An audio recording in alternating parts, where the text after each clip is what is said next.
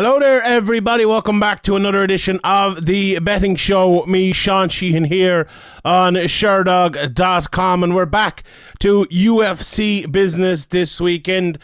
We had, obviously, the weekend off last week. We had Cage Warriors, and we had KSW and a few other things as well, but no Bellator, no PFL, no UFC.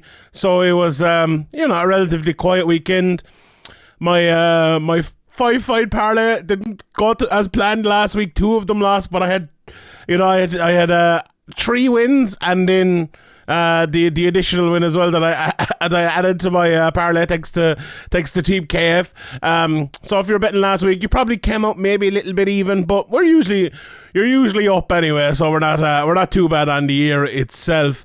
Obviously, we saw Michael Materla and James Webb getting beaten and knocked out last week by Aliu and obviously Pudzianowski as well. So those are the ones that didn't come off, but the others did. But we have I'm back to my mostly plus money bets this week, and we still have one parlay, actually, just a two fight parlay, because I had to get one fighter in, and I managed to do it here. So we'll get straight into the bets here.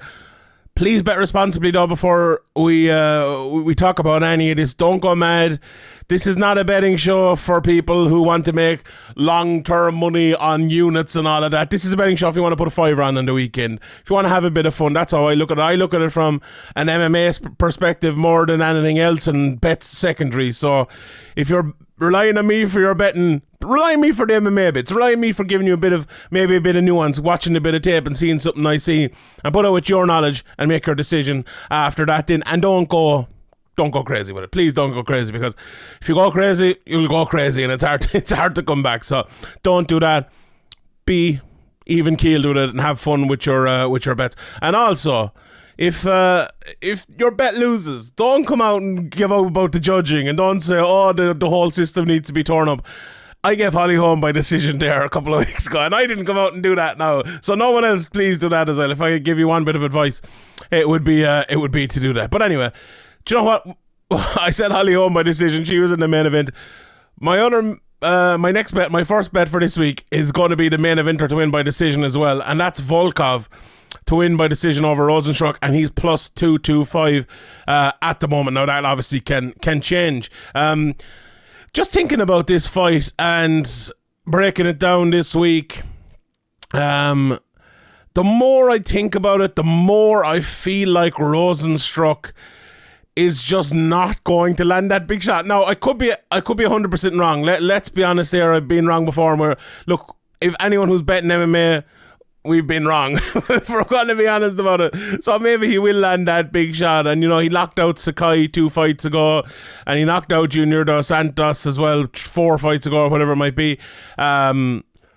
But his losses have been by unanimous decision. Curtis Blades and Cyril Gagné. Okay, he got knocked out by Big Francie, as I like to call him, Francis Ngannou.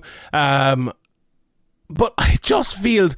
I wrote a little bit of an article on this for Severe May this week, just kind of a sharp preview of this fight. And as I was kind of writing through it, I was thinking, look, if Rozenstruik is still relatively young. Let me see. I just have his age here, 34, which is. As a heavyweight is young, right? So I'm thinking, right, if Rozenstruik can adjust to kind of not necessarily go back to the way he fought, but I think he was more inclined to land that big shot before, more inclined to throw his hands before. But was that a function of him not throwing his hands? Was that a function of him fighting lesser fighters than the ones I just mentioned there, Blades, Ngannou, Gagné? I would think it's probably a bit of both, if we're being honest, but the lack of output, the lack of him actually throwing those shots, it has been kind of eye-opening, I think, for his game. But my point is, he's young, and he could change, and he could adjust. He could get better, or he could adjust, backwards to do what brought him to the dance. Let's say, against a higher level athlete once he gets more experience and so. Like, he's only still had very few fights in mixed martial arts. How many is it? 15 fights, which is nothing really, if we're being honest about it, especially in that heavyweight division. So it's a thing. I would still hold hope for Rozenstruik in 2 or 3 fights that he could be a very, very, very good fighter, because we and he's a very good fighter, but you know what I mean, maybe not a championship level fighter, but he could fight for a title, because we see fighters down through the years, even if it's say a Ryan Nelson or a Derek Lewis, who are less skilled guys than Rozenstruik on the feet. They have success because they kind of stick in there, find a way to fight, find a way to get those knockouts, and it brings them to a certain level. I think he can do that. I think he can do that. Now, the question that's long term, and the question is, short term, can he do that? And will he do it against Volkov? And obviously, I think no, because I've given Volkov to win by decision. And my reason for that mostly is the range here. Because you look at Volkov, obviously, he's this big, long, 6'7" guy, whatever he is. And he fights from relatively long range. Now, he probably doesn't use it as well as a guy with his size should use it, especially against the smaller sort of guy in Rozenstruik. And he's not small by any means, but at 6'2", he's smaller, and a lot smaller than Volkov. And he throws leg kicks from length. He throws a good jab, and he throws 1-2s down the middle. My thing with Rozenstruik is, though, that he fights from that range too. He fights from outside of a step, a little bit like Holly Holm, who we spoke about a couple of weeks ago, and obviously we all watched her fight. Now, her fight was a little bit different there, but normally. So, to me, Rozenstruik is a guy who's all the way out or all the way in, but very rarely all the way in, right? And if he can't get all the way in and land those shots on the inside against Volkov, well, Volkov is just going to touch him up from the outside. Because let's say it's a Rose Namajunas, Carla Esparza part 2 fight here, and it's just outside fighting versus outside fighting for 25 minutes. Who's going to win that, right? I think probably everyone would say Volkov would, even if he's only touching him from the outside. Rozenstruik coming in and landing that big shot is going to be the key, because if he does that once around and he lands a big shot on Volkov or hurts Volkov, then he'll win the round, even though Volkov, we don't need to talk about the judging again, but even though Volkov probably will have the numbers on him. But he will have to do that at least 3 times in the fight in 3 separate rounds. And I'm not sure if he can. Now, Volkov is hittable, don't get me wrong. And I think if Rozenstruik came with the right game plan to throw more volume and not much more, I'm only saying maybe 5 or 6 shots around, I think he would win, and he'd be favourite here. But having gone back and watched some of his fights, I just don't think he's, I may be wrong, I just don't think he's going to let those shots go enough over the 5 rounds. I just don't. And it could be one of those ones where he's working his way in, and he's lost 2 rounds. And then Volkov only has to win one of the next 3. I think it could be one of those fights. I really, really do.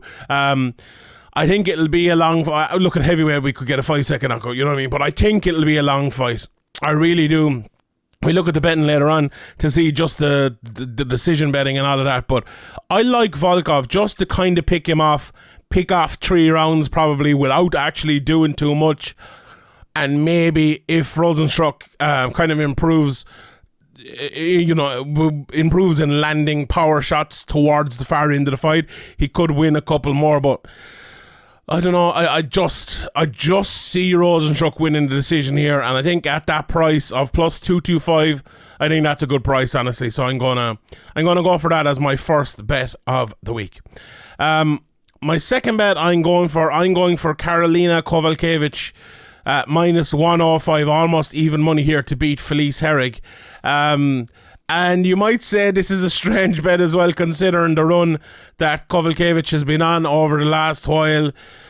She lost Andrade, Waterson, Grasso, Yan, and Jessica Pena, which, is obviously a very bad run. But if you look at Felice Herrig, she hasn't fought since the start of what was it, October? August, September? No, what's the month before September? January, February, March, April, May, June, July, August, there we go. August 2020. So she's been out, 22 months at this stage, after losing to Jandiroba, after losing to Waterson, and obviously she lost to Kowalkiewicz before as well. And look, that fight is a split decision. I think this probably will be close as well. And I like Felice Herrig. Now, a lot of people maybe shit on Felice Herrig or don't respect her again. I think that she's someone who improved an awful lot in her career. Let's say from losing to Paige Van Zandt back in 2015, she beat Kaelin Curran, Grasso, Quiche, and Casey. 4 fighters who I respect as well. Like, look what Justine Quiche did when she went over to Bellator. Look how good Alexa Grasso is now.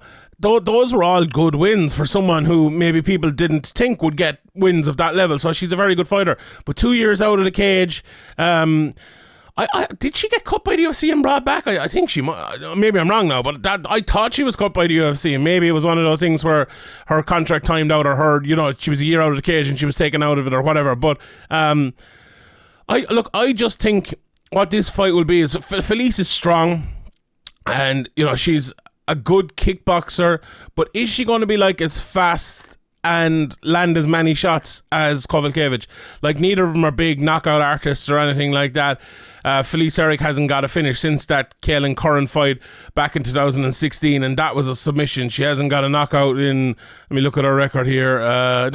Has she ever got one? Her first fight is the only knockout. It says here, I think, but it's a long time since she's gotten one anyway. And for Kowalkiewicz, she hasn't had one. She hasn't had a finish since 2014. And as I say, and she hasn't had a stoppage as well since her first fight. So, yeah, this is probably going to a decision if we're being real about it. We'll talk as well about the decision price in a second when we get towards the end of it here.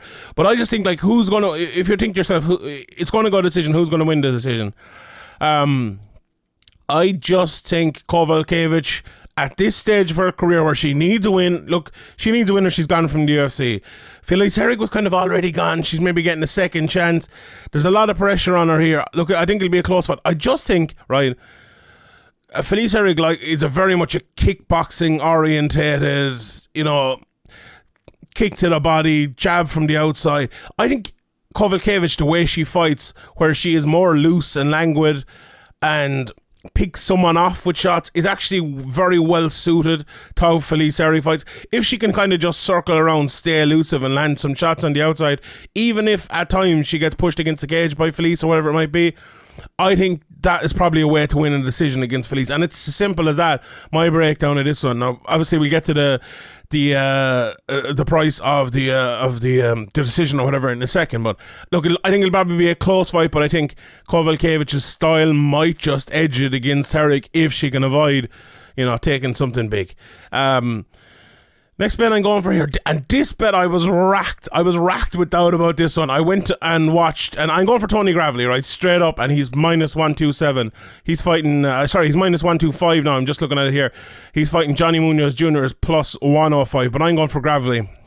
And I as I said, I watched just before this probably 5 or 6 fights between them, and this is an interesting fight because Munoz Jr., they keep talking about him on the broadcast being this really good jiu-jitsu artist who people are afraid to take down, and they're going to get submitted if they do. And you can see when any of these fights, when they do go to the ground, he is very good on the ground, and he has submissions and he threatens.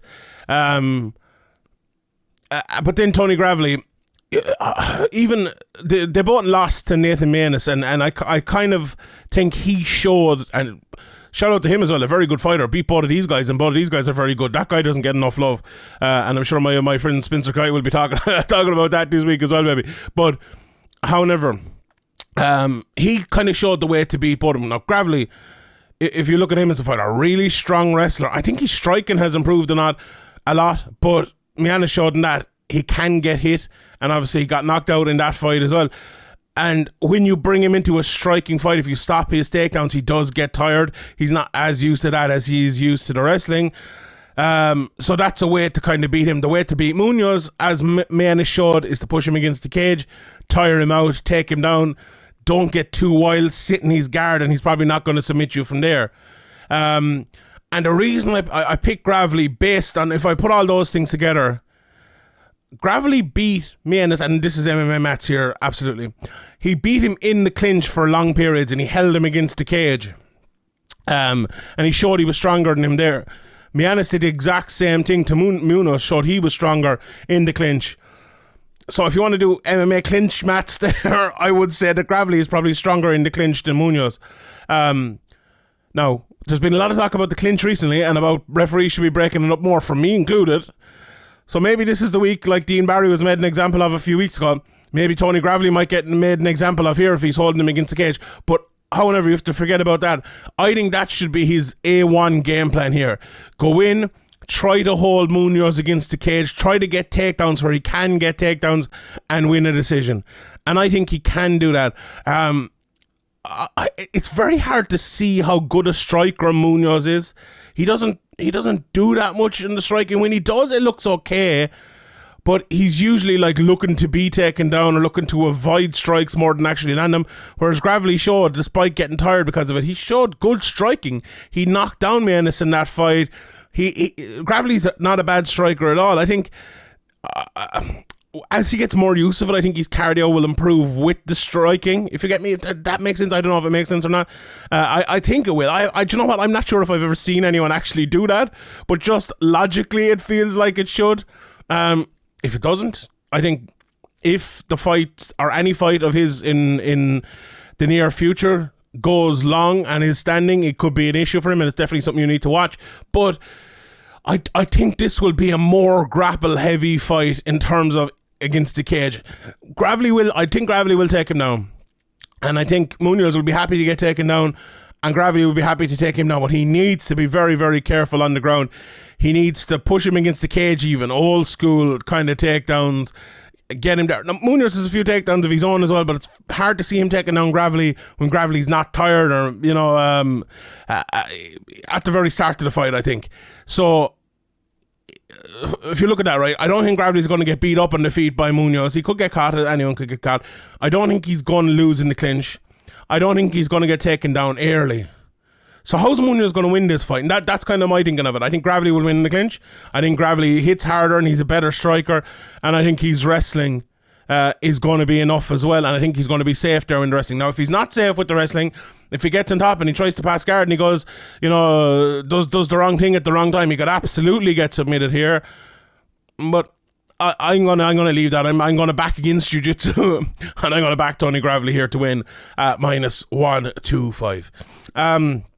Right, the next bet I'm going for here. So I wanted to get Movsar Evloev in as a bet, but his price is massive. Let me just look here and check exactly what it is. His price to beat Dan Ige is... I cannot find it for some reason. Come on, Shawnee, come on, where is it? Here it is. -410, Dan Ige plus 310.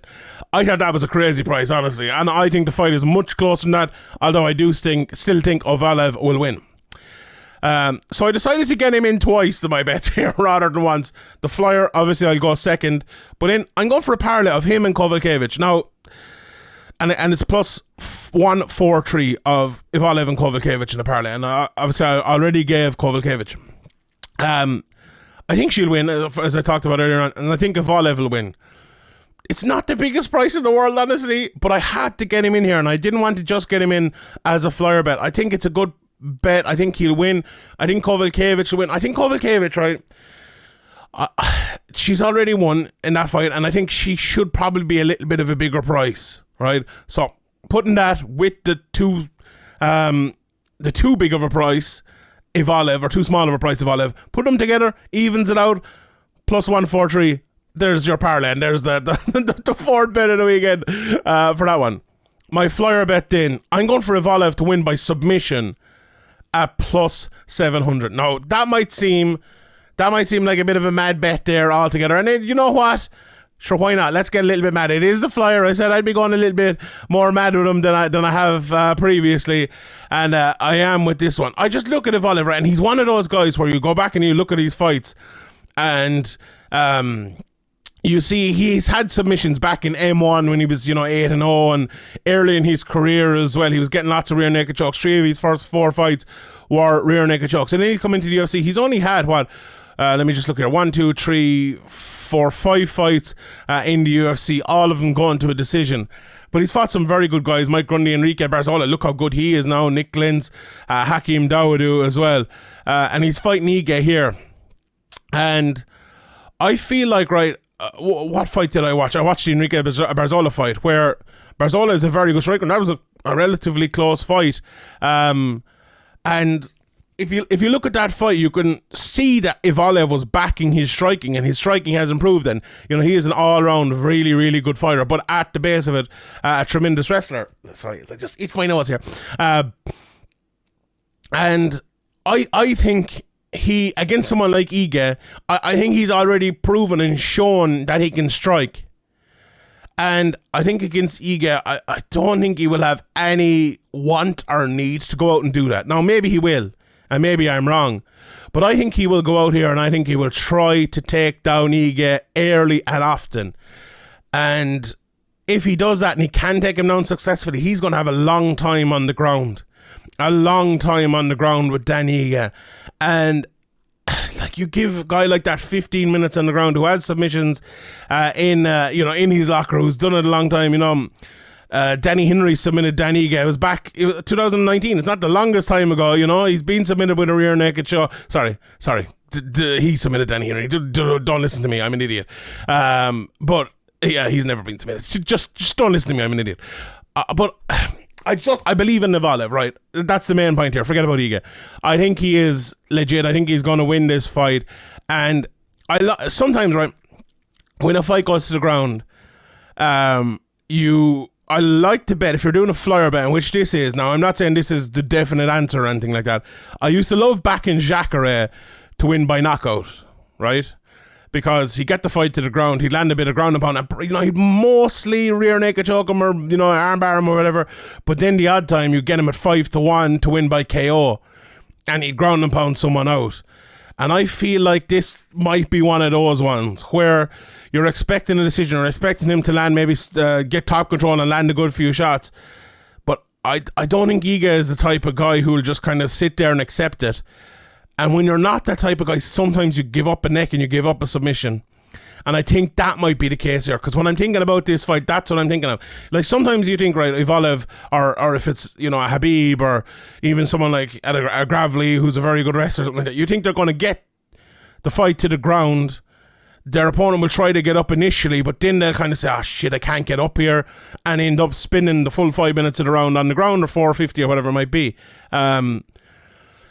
I don't think Ige is the type of guy that'll give up that position. I think he'll keep fighting, and he might give himself, give Evloev enough room to actually get that rear naked choke. Him fighting back and him struggling might actually work against him, and that's the reason I've gone for Evloev here to win by submission. It is a flyer, it is 7-1, don't get me wrong, but I'm going for it anyway.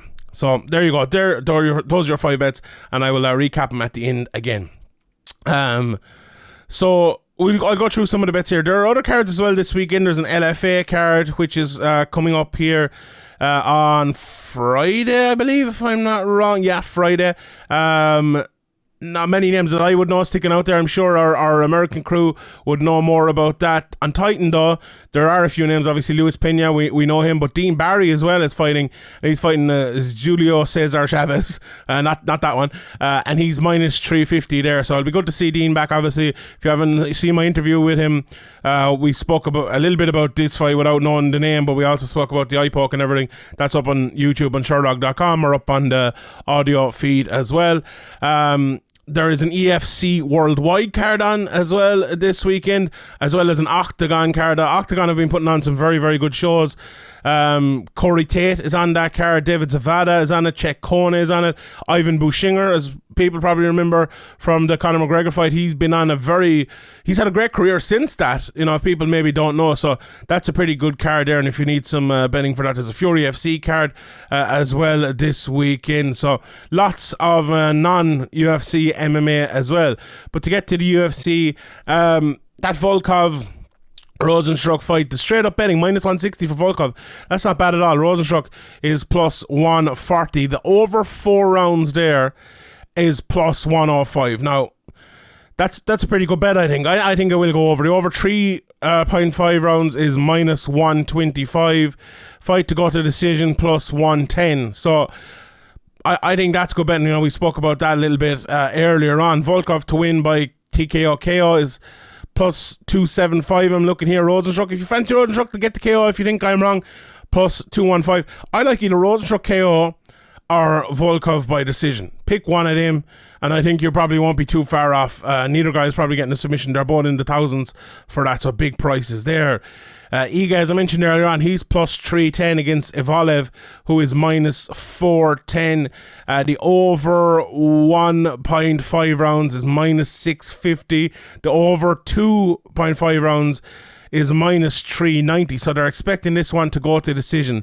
If you like Evloev to win by decision, you can get that at minus 200. That's why I've gone for a flyer here. There's very little value here. You know, parlay value maybe, but other than that, I am not massive. Look, if I was going for another flyer, plus 500, he get to win a decision. You know, it could be a close fight. Imagine if Olive can't take him down and it turns into a striking matchup. Could you see Ige winning that? Maybe. I think if Olive would probably still have enough, but you know, that's not a bad bet there either. Lucas Almeida plus 180. Michael Trezano minus 220. Karolina Silva is minus 120 favourite over the Paulina Botelho plus 100. Alonso Minifield, this is another one I was looking at, minus 165 over Askar Motorov at plus 145. You never know Minifield. If he turns up, he'll probably win. If he doesn't, he might get knocked out. Let me see if there's bettings there. Mazarov is plus 175 to win by TKO KO. So the bookies kind of agree with me on that one. Minifield KO is plus 110 as well. I don't know. I'd probably avoid that one, to be honest. Alex De Silva plus 150. Joe Selecki minus 170. Odi Osborne, big fan of his. I think he's very good. Minus 180. I think that's a good price as well. Over Adeshev plus 155. Damon Jackson is minus 550. Over Daniel Argueta at plus 400. Benoit Saint-Denis minus 160 over Nicholas Stoltz at plus 170. That fight I mentioned earlier, Johnny Munoz Jr. plus 105. Tony Gravely minus 125. A very close fight. I'm looking forward to that one. I think that'll be a good battle. Jeff Molina minus 180. Zalagas Magulov plus 155. I nailed that name. Andrei Michailidis nailed that one as well. Plus 220. Oh God. Renat Fakradinov minus 275. And then Aaron Blanchfield, she's a big favourite, minus 525 against JJ Aldrich plus 385.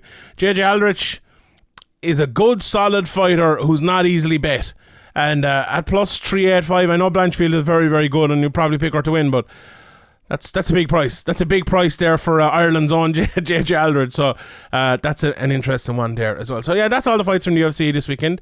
Let me recap my bets again before I go. I'm going for Volkov to win a decision at plus 225. I'm going for Kowalkiewicz straight up minus 105. Tony Gravely straight up minus 127. I'm going for a parlay of Evloev and Kowalkiewicz at plus 143. And I'm going for Evloev to win by submission in my flyer of the week at plus 700.